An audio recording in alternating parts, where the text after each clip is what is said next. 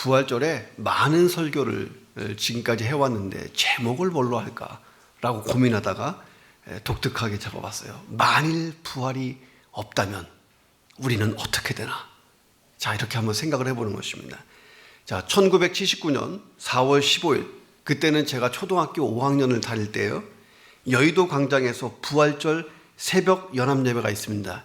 잘 안 보이지만 전간판 잘 보면 1979년 4월 15일 05시 00 이렇게 되어 있습니다. 새벽 5시에 그때는 예배를 드렸어요. 자, 새벽 5시. 그때 모이기 때문에 버스가 다니는 시간이 아니에요. 대부분의 사람들이 그 차가운 여의도 광장 바닥에서 밤을 새고 새벽 예배를 드리시는 분들이 허다했습니다. 저도 중마고라고 하는 친구와 함께 토요일 밤에 밤잠을 설치면서 이 새벽을 기다렸어요. 그리고 새벽 3시에 일어나서 서울 신림동에서부터 여의도까지 걷고 뛰면서 이 예배를 참여하려고 달렸습니다. 대방동쯤 지나니까 어디서 나타났는지 수많은 어른들이 여의도 광장을 향하는 모습을 보니까 가슴이 막 벅찼어요. 그 차가운 아스팔트 바닥에 신문을 깔고 어른들 틈 사이에서 덜덜 떨면서 예배를 드리는데 얼마나 추웠는지 지금도 이게 느껴져요. 그런데 그날 부활하신 예수님이 정말 바로 옆에 계시는 그런 감동을 받게 됩니다. 무덤을 찾아온 여인들을 만나주신 그 예수님이 두 어린아이를 만나주는 사건이었다는 것입니다. 자, 예배드리고 올 때는 버스를 탔어요. 버스를 타고 오는데 가슴이 막 벅찬 거예요. 야, 나도 오늘 설교하신 저 목사님처럼 부활을 전하는 사람이 돼야지 하는 마음의 소원을 가졌어요.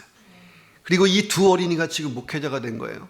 한 사람은 미국 샌프란시스코에서 목회하고 있고 한 사람은 동경에서 목회할 거라고는 상상조차 안 했던 그 시절이 있었습니다. 자, 누군가에게도 또 여러분에게도 부활절의 감동, 부활절의 추억이 있을 것입니다. 그런 감동과 추억이 있는지를 생각해 보면서 오늘 본문을 대합니다. 자, 프랑스의 파스칼 하면 우리는 수학자 또는 과학자 이렇게 파스칼을 알고 있는데 사실 이 파스칼은 철학과 신학에 더 많은 시간을 투자하고 연구했던 학자였습니다. 자, 그가 부활에 대해서 이런 말을 남겼는데 상당히 일리 있고 의미가 있습니다. 자, 예수님의 제자들이 예수님의 부활을 거짓으로 만들어냈다고 가정해 봅시다. 예수님은 십자가에서 죽으셨는데 살아났다고 거짓말로 퍼뜨리고 다녔다고 생각해 봅시다. 자, 12명, 한 명은 이미 배반했고 11명 중에 한 명이라도 도중에 마음을 바꾸거나 거짓을 폭로하면 오늘날의 기독교는 없었을 것입니다. 자, 그런데 그 모든 제자들을 포함해서 성도들이 순교를 당하면서까지 자기의 진실성을 보였습니다. 자, 그들이 받은 고난이 얼마나 컸냐면 예수님의 부활이 진짜라고 쳐도 돌아서고 싶을 정도의 처절한 고난이었다는 거예요. 자, 그런데 도대체 왜 그들은 순교까지 하고 그렇게 부활을 전했을까? 그것은 그리스도의 부활이 반박할 수 없는 사실이기 때문이다. 파스칼이 한 얘기예요. 순교하고 죽으면 죽었지 부활을 부인할 수가 없는 거예요. 왜? 직접 봤으니까. 자, 예수님의 부활 이후에 이 예수님이 부활하신 사실을 뒤집어 보려고 하는 수많은 시도가 나왔습니다. 그러다 보니까 재밌는 게 너무 많아요. 예수님의 무덤을 잘못 보고 빈 무덤을 찾아갔다가 예수님이 부활하신 걸로 착각해서 전했다. 이게 무덤 오인설이라는 게 있어요. 별 희한한 게 다 있어요. 예수님이 완전히 죽지 않고 기절했다. 그리고 탈출하셨다. 기절설이라는 게 있고, 예수님의 제자들이 예수님의 시체를 훔쳐다가 다른 데 두고 부활을 전파하고 있다. 도난설. 자, 예수님을 너무 그리운 나머지 여자들이 헛것을 봤다. 헛개비를 보고 부활이라고 주장했다 하는 환각설. 수도 없는 게 나와요. 예수님은 실제로 존재하던 인물이 아니라는 신화설. 자, 이 많은 설, 수십 개가 넘는 이런 설들 중에서 어느 것 하나가 옳았다면 기독교는 벌써 문 닫았다 하는 것입니다. 이 거짓말이라고 하는 것은요, 한 세대를 넘기지 못하고 아무리 길어도 100년을 넘기지 못하는 것을 역사가 증명하고 있습니다. 자, 공산주의의 몰락에서 볼 수 있어요. 막스 레인의 공산주의 철학과 경제학. 자, 이것이 인류를 가난과 불공정한 분배에서 해방시켜 지상 낙원을 만든다고 장담을 했습니다. 그런데 한 세기를 넘기지 못하고 공산주의가 몰락하고 무너졌다는 것입니다. 자, 그런데 예수님의 십자가의 죽음과 부활은 진리 위에 터를 두고 있기 때문에 진리의 터를 두고 전파된 이 복음은 2000년이 지난 세월이 흐르는 동안에 전 인류에 막대한 영향력을 끼치고 있는 줄로 믿습니다. 자, 예수님 처형 당시를 생각해 보세요. 당시 세계에서 최대 강국이었던, 지금의 미국보다도 더 강했던 로마 제국의 공권력이 여기에 개입되어 있었습니다. 그러니 허튼 수작을 할 수가 없는 거예요. 거기다가 유대 종교 지도자들, 사내들인 공회가 여기에 개입되어 있었습니다. 종교적으로 최고의 기관, 정치적으로 최고의 기관이 예수 그리스도의 죽음에 관련되어 있어요. 자, 로마와 유대는요, 예수님이 살아계셨을 때보다 예수님이 부활하신 뒤에 더 골치 아파했어요. 이 문제를 어떻게 처리해야 될지를 몰라서. 자, 부활하신 예수님을 증거하는 일들이 막 벌어집니다. 그러니 유대인들의 지도자들도 골치 아프고 그것을 처형시켰던 빌라도부터 시작해서 로마 제국도 골치 아픈 거예요. 자, 예수가 부활했다. 이것을 초전박살내는 유일한 방법이 뭘까? 그것은 예수의 시체를 찾는 거예요. 찾아서 만천하에 공개해버리면 끝나는 거잖아요. 자, 성경 어디를 봐도, 기독교 역사 어디를 봐도 예수의 시체를 로마 공권력이 찾았다가 없어요. 예, 사내들인 공회도 찾지 못합니다. 그 반대 증언을 할 수가 없어요. 자, 왜 그럴까? 예수의 부활은 역사적인 사실이고 부인할 수 없는 사실이었기 때문인 줄로 믿습니다. 역사가 증명한다는 거예요. 자, 프랑스의 철학자 콩트하고 영국의 시인 칼라일이 어느 날 만나서 대화를 나눴습니다. 철학자 콩트가 의기양양하게 이런 얘기를 했어요. 여보게, 나는 지금 기독교를 대신할 수 있는 완전한 종교를 창설하기 위해 내가 구상 중이네. 이 새로운 종교는 기독교가 얘기하고 있는 유치한 신비적인 이야기들을 다 뺄 것이니까 완벽하고 분명한 종교가 될 것이네. 막 웃으면서 자랑했습니다. 듣고 있던 칼라일이 이렇게 대답을 했어요. 새로운 종교를 만든다니 참 좋은 일이군. 그런데 그 전에 당신이 해야 할 일이 있습니다. 그것은 예수님처럼 당신도 죽었다가 3일 만에 다시 부활해야 될 것입니다. 그래야 당신이 만들고자 하는 종교가 생명 있는 종교가 될 것이기 때문입니다.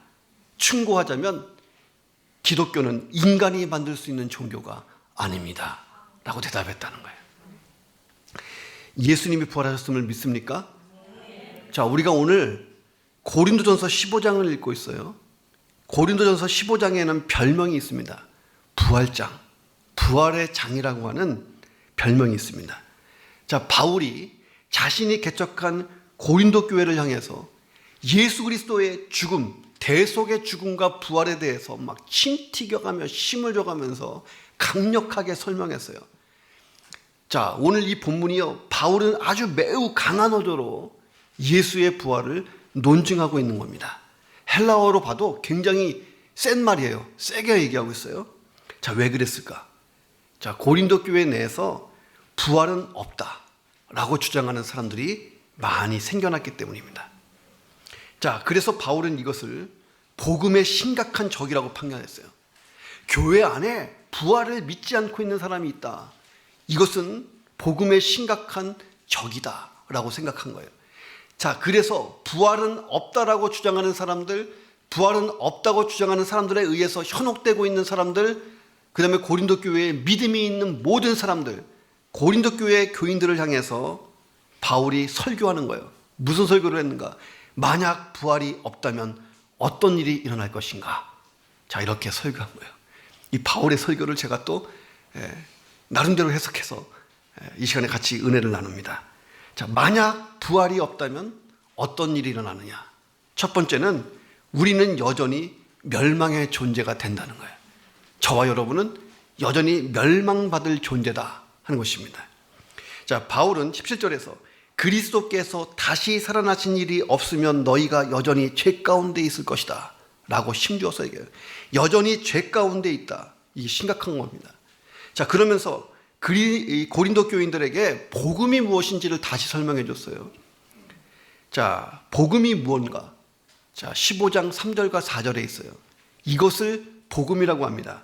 성경대로 그리스도께서 우리의 죄를 위하여 죽으시고 장사 지낸 바 되셨다가 성경대로 사흘 만에 다시 살아나셨다. 이게 복음입니다. 자, 인생의 가장 큰 문제가 뭐냐? 죽음이잖아요. 죽음은 모든 것의 끝을 의미하는 절망과 허망함이다 하는 것입니다.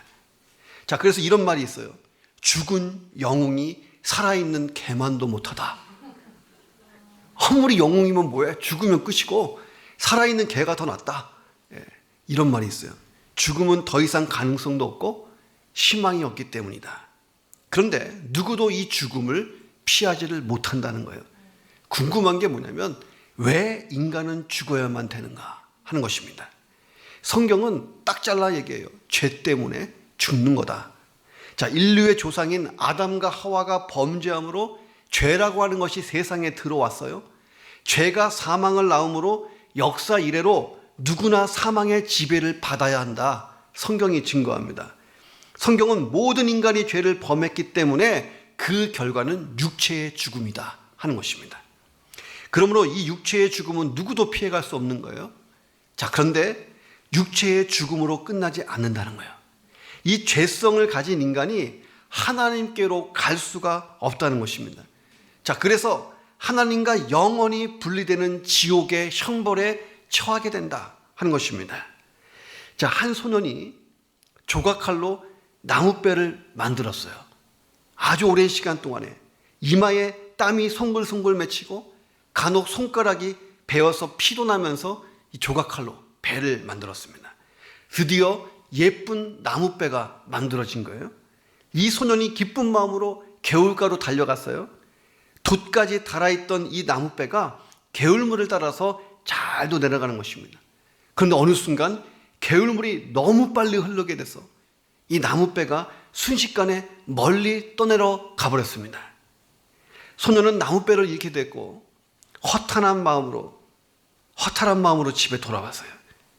며칠이 지났는데 이 소년이 장터에 나가보니까 우연히 자기가 만든 나무배가 어떤 상점에 지날 때에 있는 거예요. 너무도 반가워서 상점 안으로 들어갔어요.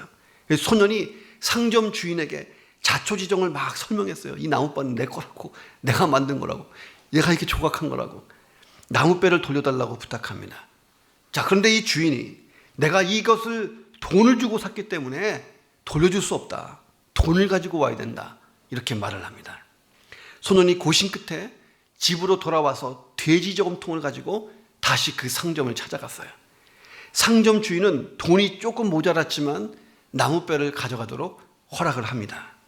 이 소년이 나무배를 들고 나오면서 기뻐서 소리 지르는 거예요. 너는 이제 내 거야. 너는 2번이나 내 것이 된 거야. 첫 번째는 내가 만들었으니까 내 거고, 두 번째는 내가 돈 주고 샀기 때문에 넌 내 거야 했다는 거예요. 자, 이 이야기 속에서 하나님은요, 이 부활의 아침에 우리에게 똑같은 이야기를 말씀을 하시고 있다는 거예요. 너는 2번이나 내 거야. 첫째는 내가 너를 창조했으니까 넌 내 거고, 두 번째는 나의 아들이 갈보리에서 흘린 핏값으로 너를 샀으니 너는 2번 내 거야. 자, 세상에서 측량할 수 없는 은혜가 있다면 나를 구원하시기 위해 하나님의 아들 예수님이 대신 죽었다 하는 것입니다. 자, 예수님이 십자가에서 죽으신 이유가 뭘까요? 바로 우리의 죄값을 대신 치르기 위해서라는 거예요. 그러니까 바울은 예수님이 성경대로 우리 죄를 위해 죽으셨다라고 말씀하십니다. 자, 성경대로가 무엇일까? 예수님의 대속의 죽음이 이미 성경에 예언된 사건이고 준비된 죽음이었다. 더 넓게 말하면 하나님의 계획이었다는 거예요. 하나님의 구속 역사였다. 그러니까 돌발적인 사고로 십자가의 죽음이 발생한 것이 아니고 오래 전부터 계획된 일이다 하는 것입니다. 자, 우리가 예수 그리스도를 믿게 된 것, 이것도 하나님의 선택하심과 은혜 때문인 줄로 믿습니다. 우리가 예수 그리스도를 믿을 때에 내가 예수의 십자가의 죽음과 부활에 연합되는 것이다 하는 것입니다. 자, 그래서 내가 예수님을 믿는 그 순간 나는 예수님의 십자가의 죽음이 곧 나의 죽음이 되고 예수님의 부활도 나의 부활이 되는 줄로 믿습니다. 자, 예수님은 십자가에서 죽으시고 3일 만에 부활하심으로 죽음의 지배를 받지 않아요. 더 나아가 죽음의 권세를 깨뜨리십니다. 더 나아가서 죽음의 권세를 이기신 예수 그리스도 안에 있는 성도들도 장차 사망의 권세를 이기는 줄로 믿습니다. 자, 예수님의 부활은 나의 부활이 된다는 거예요. 자, 원래 이 지옥이라는 것은 죄와 죽음의 권세를 휘두르는 마귀와 그 졸개들이 들어가는 멸망하는 장소가 지옥이에요. 자, 마귀는 예수님을 죽음으로 몰아갔지만 예수님이 죽음의 권세, 마귀의 권세를 깨뜨리셨다 하는 것입니다. 자, 그래서 예수를 그리스도로 믿는 모든 사람은 육체의 죽음을 경험할 수밖에 없지만 하나님과 분리되는 영원한 죽음, 지옥의 형벌에서 자유하는 줄로 믿습니다. 이 부활절은요, 하나님께서 인간의 근본적인 문제인 죽음의 문제를 해결해 주신 날이라고 우리가 정의하는 것입니다.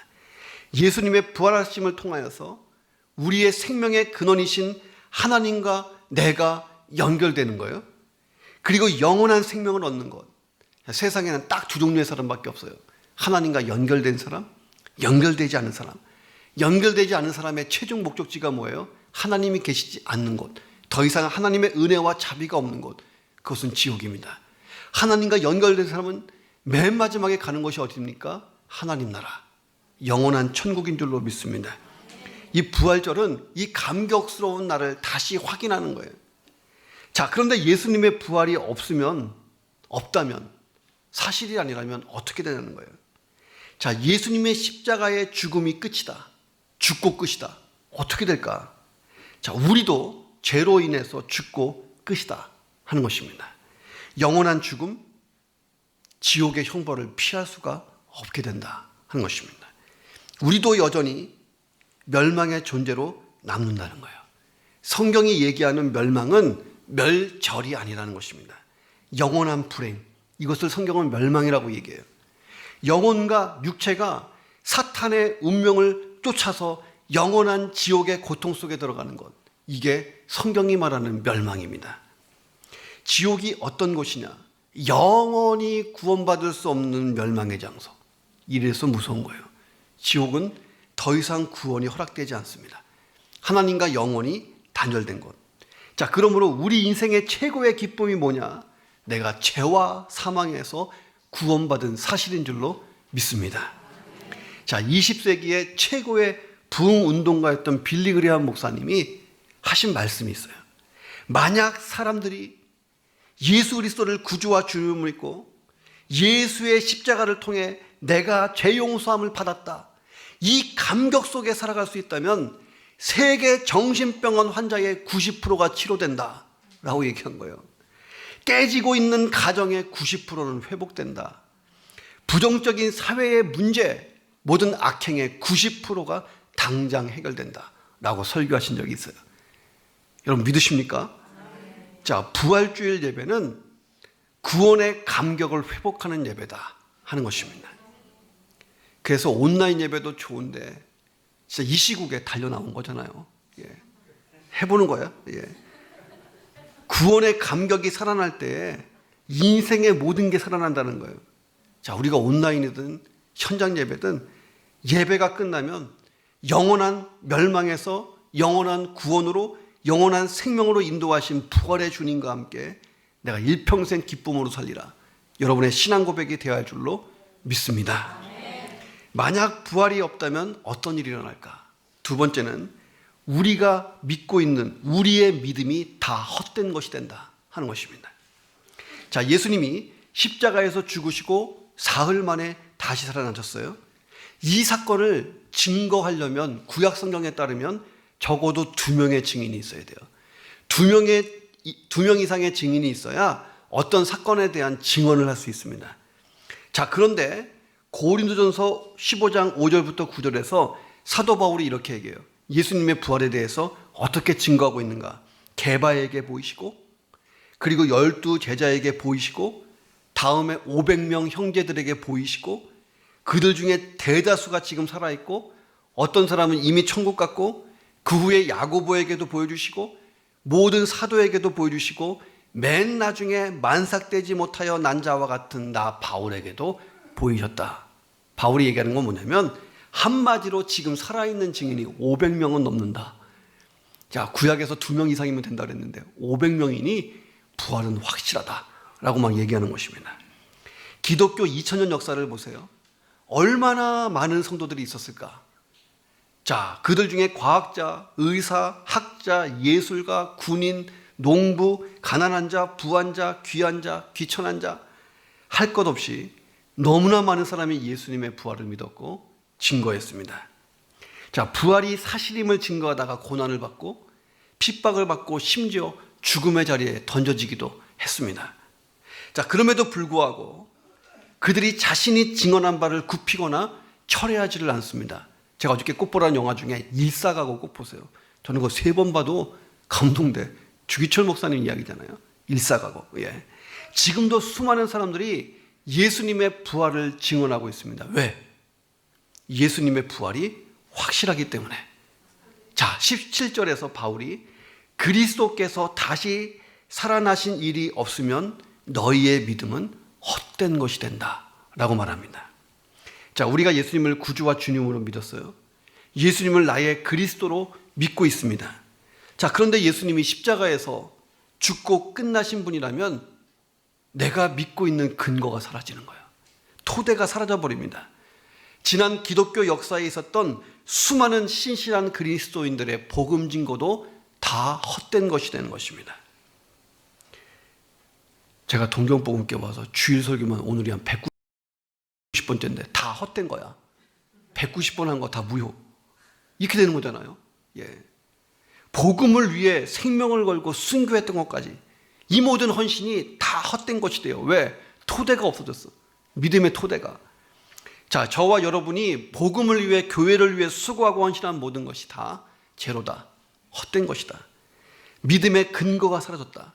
예수님이 더 이상 그리스도가 아니시기 때문이다. 자, 히브리어로 메시아라고 부르고 헬라어로 그리스도라고 불리는 이 직책은 하나님과 사람을 연결하는 직책이에요. 죄인은 하나님께 직접 갈 수가 없습니다. 거룩 자체이신 하나님과 연결되는 순간 죄인은 죽을 수밖에 없어요. 성경에 보니까 다 죽었잖아요. 하나님께 직접 터치되면 죽습니다. 방법은 그 죄인을 위해 대신 죽어서 죄의 문제를 해결할 수 있는 죄가 없는 그분이 필요한 것입니다. 누구냐? 예수님이잖아요. 자, 죄의 결과는 죽음이잖아요. 그러므로 예수 그리스도께서 십자가의 죽음으로 죽음의 문제까지 해결하십니다. 사망에서 부활하셨어요. 그래서 죽음의 문제를 완벽하게 끝내십니다. 그러므로 예수님의 부활이 없으면 예수님은 더 이상 메시아도 그리스도도 아닌 거예요. 예수님이 그리스도가 아니시면 예수 그리스도를 믿고 있는 그 믿음 때문에 행한 모든 사역은 다 죄로 헛된 것이다. 무용지물이 된다 하는 것입니다. 자, 그래서 그런 일이 만약에 있다면 사도 바울은 19절에서 이렇게 얘기하는 거예요. 부활이 없다면 모든 사람 가운데 우리는 더욱 불쌍한 사람들이다. 생각해보면 여러분보다 제가 조금 더 불쌍한 것 같아요. 네. 제가 20살부터 정말 주의종 되겠다고 험난한 세월을 살아온 거 보니까 조금 더 불쌍한 것 같아요. 부활이 없다면. 예. 자, 이 부활이 있기 때문에 우리가 불쌍한 사람이 아니라는 거예요. 주일마다 모여서 예배드리고 하는데 부활이 없다면 진짜 불쌍하다 하는 것입니다. 부활이 없다면 이 아까운 시간에 예배당에 앉아서 예배드리고 코로나19 때문에 장사도 안 되는데 헌금도 드리고 찬송도 드리고 이게 얼마나 헛된 일이냐는 거예요. 자, 부활이 있기 때문에 우리의 수고가 헛되지 않은 줄로 믿습니다. 하나님께 예배드렸고 헌신했고 봉사했고 복음과 교회를 세우기 위해 수고한 노력들이 헛되지 않았다. 자, 예수님이 부활하신 후에 영광 중에 영광을 받으시잖아요.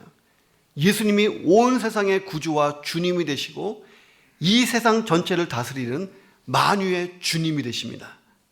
이 영광은 전에도 없었고 앞으로도 없었다는 것입니다.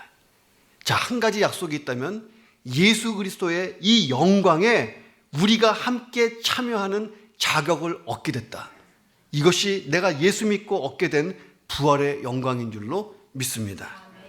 우리 신앙생활에 대한 모든 보상의 날, 영광의 날이 온다 하는 것입니다.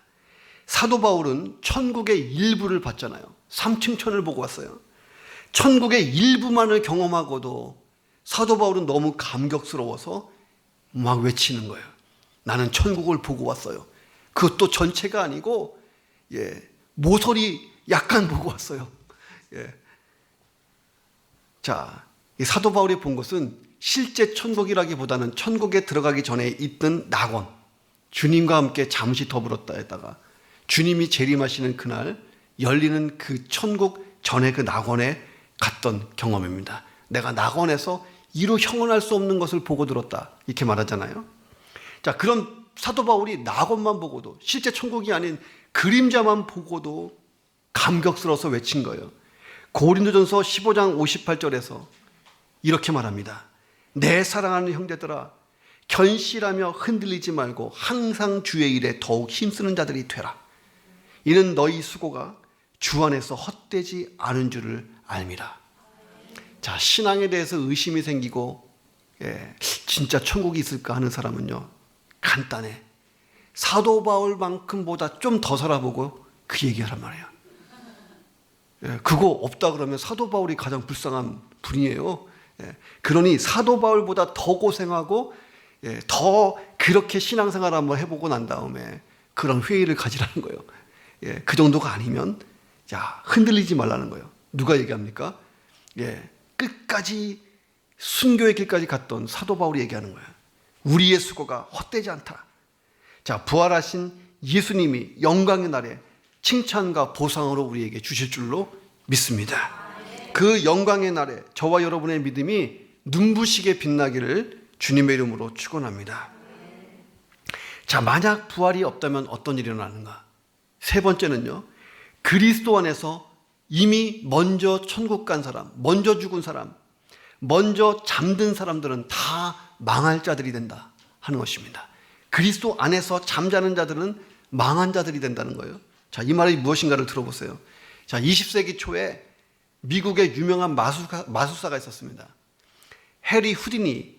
이 사람의 주특기가 뭐였냐면 어떤 자물쇠와 밧줄로 자기를 결박해도 금방 풀고 나오는 거예요. 자, 감옥에 넣고 바깥에서 군인들이 지켜도 얼마 후면 군인들을 비웃고 쑥 빠져나옵니다. 심지어 관 속에 넣고 못을 박았는데 그 관을 열고 빠져나오는 그 도피해버립니다. 도피 전문가였어요. 자, 사람들은 후디니를 가리켜서 뱀장어와 같은 유연성을 가진 사람이라고 칭찬을 했습니다. 자, 그러던 후디니가 1926년 10월 달에 죽음을 맞이하게 됩니다. 임종 직전에 후디니가 자기 아내에게 또 이런 의미심장한 말을 남겨요. 여보, 만약에 죽음에서 빠져나오는 길이 조금만 있다고 해도 나는 반드시 빠져나올 것이요. 내가 빠져나오면 당신을 찾아올 거요. 내가 죽은 지 1년째 되는 날 내가 당신에게 연락할게. 이러고 떠났어요.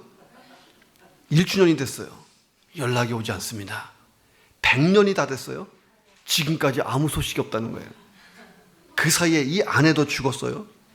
이 두 사람이 구원받았다면 아마도 천국에서 제외했을 것이다 하는 것입니다. 예수 그리스도 안에 있지 않는 사람들, 죽음 이후에 소망이 없는 거예요. 왜? 멸망만 남았으니까. 자, 그런데 예수 그리스도 안에 있는 사람은 죽음 이후에 소망이 있다는 거예요. 예수님의 부활이 하나님의 구속 역사의 완성이기 때문에 우리에게도 부활이 있다는 거예요. 성경은 예수님이 부활하신 것처럼 예수를 믿는 우리도 부활할 것이다 라고 말합니다. 죄로 인해서 내 육체가 죽임을 당하지만 우리 육체가 예수님의 몸으로 부활의 몸으로 다시 사는 역사가 있다는 거예요. 자, 이에 대해서 고린도전서 15장 42절에서 사도 바울이 이렇게 증언하고 있는 것입니다. 같이 읽겠습니다. 죽은 자의 부활도 그와 같을 것이니 썩을 것으로 심고 썩지 아니할 것으로 다시 살아나며 욕된 것으로 심고 영광스러운 것으로 다시 살아나시며 악한 것으로 심고 강한 것으로 다시 살아나며 육의 몸으로 심고 신령한 몸으로 다시 살아나니 육의 몸이 있은즉 또 영의 몸도 있느니라. 자, 정리하면요, 우리 몸이 부활하신 예수님의 몸같이 변한다는 거예요. 신령하고 썩지 않고 영화롭고 더 이상 쇠하지 않는 육체를 입혀주신다는 거예요. 사도 바울은 15장 20절에서 이렇게 증거한 것입니다. 이제 그리스도께서 죽은 자 가운데서 다시 살아나사 잠자는 자들의 첫 열매가 되셨다 하는 것입니다. 잠자는 자들, 이거 얘기는 뭐냐면 예수님을 구주와 주님으로 믿고 죽은 사람들, 믿음으로 죽은 사람들을 잠자는 자들이라고 표시한 거예요. 잠자는 자의 특징이 뭐냐면 언젠가는 깨어나는 거잖아요. 여러분, 어젯밤에 주무실 때 이게 마지막이야 라고 주무신 분은 없잖아요. 아침에 일어나자마자 꽃단장하고 부활의 주님을 만나러 가야지 그러면서 잠들었지. 잠자는 자는요, 깰 것을 생각하고 잠이 드는 거예요. 그리스도인의 죽음은 그렇다는 거예요. 죽음이 끝이 아니고 깰 때가 있다 하고 떠나는 게 우리의 죽음이라는 거예요. 자, 성경은 예수 믿는 자들이 잠에서 깨어나는 그 순간을 부활이라고 표현한 것입니다. 예수 믿는 우리가 죽음을 지나 부활을 체험하게 될 것이다. 왜? 예수님이 먼저 죽으시고 부활하시고 죽음의 권세를 걷어낸 거야. 그러므로 예수 그리스도를 믿고 따라가는 자들은 죽음의 권세가 어떻게 해볼 수가 없는 것입니다. 자, 구약 성경에 보면 이스라엘이 농사를 졌어요. 추수할 때에 첫 번째 열매는 하나님께 드립니다. 자, 이것이 하나의 증표예요. 뭐냐면 하나님, 이 첫 번째 예물을 주님께 드립니다. 자, 그때부터 계속해서 추수가 일어나는 거예요. 추수에서 처음 낫을 된 것을 하나님께 드리고 그 다음부터 계속 추수하는 거예요. 그러니 첫 열매는 모든 추수의 샘플이다 하는 것입니다. 이 이야기를 가지고 바울이 얘기한 거예요. 예수 그리스도가 첫 열매가 됐다. 그럼 뭐예요? 그 다음부터 줄줄줄줄 다음 열매가 있다는 거예요. 자, 예수의 부활은 장차 모든 믿음의 성도들의 부활을 예고하는 증표요, 보증이다 하는 것입니다. 자, 우리도 예수님처럼 부활할 것이다 이렇게 예고하고 있어요. 그러므로 그리스도인들은 죽음을 두려워하지 않습니다. 죽음이 끝이 아니고 부활로 이어지는 새로운 시작인 거예요.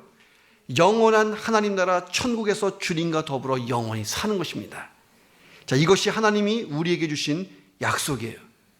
17절에서 바울이 예수의 부활이 없다면 예수 그리스도를 믿고 세상을 떠난 사람들은 다 망한 것이다 라고 말합니다. 예수님이 부활하셨고 사망의 권세를 이기셨다. 영원한 멸망, 영원한 지옥을 이기셨다는 증거인 것입니다. 다시 말하면 죄 때문에 사탄과 그 쫄개들이 받을 멸망으로 들어갈 인간을 구원하신 사건이라는 거예요. 자, 그런데 예수님의 부활이 없다면 모두가 멸망인 거예요. 예수 믿고 먼저 세상을 떠난 사람도 더 이상 소망이 없는 것입니다. 자, 그런데 부활하신 예수님 때문에 우리가 재회의 감격을 누리는 줄로 믿습니다. 다 함께 부활의 몸을 입고 천국에서 영원한 생명을 누리는 거예요. 우리가 살아있는 동안에 예수님이 오신다면 우리는 죽음을 보지 않고 우리 몸이 그냥 부활의 몸으로 바뀌는 영화를 경험할 것입니다. 우리보다 먼저 낙원에 들어간 형제와 자매들은 예수님과 함께 더불어 있다가 주님이 재림하시는 그 순간 부활의 몸을 입고 우리와 함께 만나는 거예요. 이 재회예요. 제가 장례 집회를 수도 없이 해봤는데 장례 예배 드릴 때에 가장 감동되는 찬송가 하나가 있는데 언제 부르냐면 천국 환송 예배, 발인 예배라고 하죠. 천국 환송 예배 마지막 곡은 항상 이거야. 천국에서 만나보자예요. 전국에서 만나보자. 그날 아침 거기서 순례자여 예비하라. 늦어지지 않도록, 이렇게 찬양이 되는데 3절에 가사가 참 은혜가 있어요. 기다리던 성도들과 그 문에서 만날 때 참 즐거운 우리 모임, 그 얼마나 기쁘랴. 만나보자 만나보자, 저 기배는 저 천국문에서 만나보자 그날 아침이 언제냐면 부활의 아침에 거기서 만나자 하는 것입니다. 이 감격의 날, 소망의 날이 가능한 이유가 예수님이 부활하셨다 하는 것입니다. 이 부활이 없다면 이미 먼저 죽은 자들은 소망이 없는 거예요. 그날에 예수님과 함께 앞서간 모든 성도들과 우리가 만나는 그날, 혹시나 오늘 예배드린 여러분 중에 단 한 사람도 빠지는 분 없기를 주님의 이름으로 축원합니다. 한 역사 신학자가 이런 말을 남겼어요. 인류 역사에 가장 큰 세 개의 사건이 있었다는 거예요. 인류 역사를 딱 요약해 보면 크게 세 가지 사건이 있었다. 첫 번째 사건, 예수 그리스도의 탄생 사건이다 라고 말합니다. 자, 사실 세계는 지금도 이것을 가장 큰 사건으로 인정하고 있는 거예요.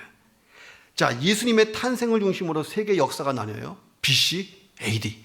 BC는 Before Christ의 약자고 AD는 라틴어예요. 안노 도미니의 약자. 해석하면 주님의 해, 주님이 시작하신 해라는 뜻입니다. 자, BC와 AD, 예수의 탄생을 중심으로 역사는 나뉜다는 거예요. 이게 역사의 가장 큰 사건. 두 번째 사건은 예수 그리스도의 십자가 사건이라는 거예요. 자, 이 사건도 세계가 다 인정해요. 예수님 당시만 해도 이 십자가는 흉악하고 소름 끼치는 사형 집행 도구였습니다. 누구도 십자가를 좋아하는 사람 없었어요. 쳐다도 보기 싫은 게 십자가였습니다. 괴물 같은 것, 꿈에도 나타나면 싫은 것, 꿈에 십자가 보면 다음날 푸닥거리 해야 돼. 그들만의 푸닥거리. 죄수가 안 좋은 날일 것 같아서. 자, 그런 십자가. 자, 그런데 예수님이 십자가에 돌아가신 이후에 십자가는요, 세상에서 가장 거룩한 표시가 된 줄로 믿습니다. 믿지 않는 자들도 이거예요. 자, 십자가 일단 십자가 거룩한 표시가 됐어요. 온 세상에 십자가가 세워지고 사람들은 이 거룩하고 경건한 표시를 몸에 지니고 다닙니다. 자, 세 번째 사건이 있다는 거예요. 예수 그리스도의 부활 사건이라는 거예요. 자, 이것도 온 세상이 다 인정하는데 해마다 부활절이 되면 24시간 내내 그리스도의 부활을 찬양하는 찬양 축제가 지구촌을 들썩거리게 합니다. 쫙 릴레이 하듯이 24시간 동안. 역사학자가 얘기하는 거예요. 그런데 이 세 사건 말고 하나가 더 남았다라고 얘기하는 거예요. 하나가 더 남았다. 무엇일까? 예수 그리스도의 탄생, 십자가의 죽음, 부활에 이은 또 하나의 큰 사건은 뭘까? 그것은 예수 그리스도의 다시 오심, 재림인 줄로 믿습니다. 세상의 역사는 이 네 가지로만 되어 있다는 거예요. 예수님의 탄생, 십자가, 부활, 재림. 이게 세계 역사의 시작과 끝이라는 거예요. 자, 그날 예수님이 다시 오시는 날은 세상의 끝날이기 때문에 온 세상이 아하 그렇구나 라고 인정하는 날이 될 거라는 것입니다. 자, 예수님이 처음 탄생하실 때는요, 동방박사 그리고 목자들 몇몇 사람밖에 보지 못했잖아요. 자, 그런데 예수님이 다시 오시는 그날은요, 모든 사람이 동시에 본다는 거예요. 지구상에 살아있는 인간들 중에 믿는 자든 믿지 않는 자든 다 똑같이 한 번에 본다는 거예요.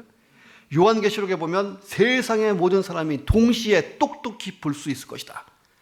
두 가지 반응이 딱 나와요. 할렐루야, 호산나를 외치는 믿는 자의 그룹과 땅을 치면서 아, 그렇구나라고 깨닫는 통곡의 소리가 들릴 거라는 거예요. 자, 똑똑히 볼 것이다. 자, 인류 역사의 대사건은 예수 그리스도의 사건들로만 이루어진다는 것입니다. 자, 우리가 부활주일 예배를 드리고 있잖아요. 자, 우리는 재림하시는 예수님을 기다리고 있는 줄로 믿습니다. 초대교회 교인들이 하던 인사가 있어요. 그것은 마라나타, 주 예수님은 오십니다. 주 예수여 어서 오십시오. 이런 뜻이에요. 전후좌우로 침 안 튀기게 인사해야 돼. 마라나타 이렇게 인사해 보겠습니다.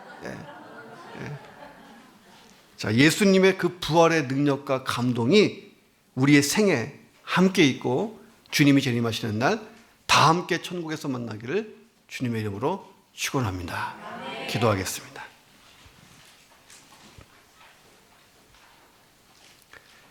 이 시간에 방송으로 예배드리고 또 현장에서 예배드리는 여러분들에게 이런 질문을 드리는 것입니다.